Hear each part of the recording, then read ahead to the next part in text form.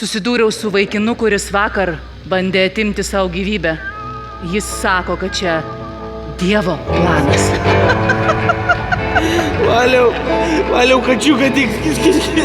Tas vaikinas nužudė 2 nekaltus žmonės. Juk mes esam draugai, supranti? O jį man, katinas negali būti tavo draugas. Tada jis išvilko juos abudu į kiemą, susodino pusnynę priešais namą. Kas tu esi? Aš nesu Mesijas. Kas tu? Gal pranašas? Sudėjo rankas taip, kad jie atrodytų apsikabinę, o pats tiesiog sėdėjo miegamajam priešais langą, net neketino bėgti. Mes patikėjom, kad esame ir būsime draugai.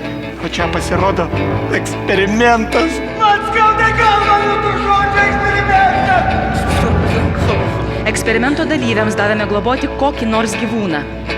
Stebėjome, ar tai gali pakeisti jų asmenybę. Bandėme restauruoti žmogiškumą.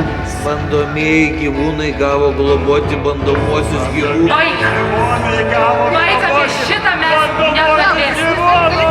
Kas tu esi, ką man atsakyti tiems, kurie klausia? Galvos apvalios tam, kad mintys juose galėtų keisti kryptį. Kaip tu jautiesi? Tam, kad mintys juose galėtų keisti kryptį. Kas yra žmogus? Jie atims iš tavęs dalelytę žmogaus. Mes turim apginti tą dalelytę. Kokie nežinomi faktoriai jį deformuoja? Eriksonui gali pasakyti, kad Valius nenumirė. Pasakyk jam. Tavo katinas beje taip pat negyvas. Tai lūšies valanda.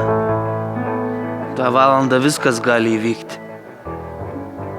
Ta valanda viskas kitaip.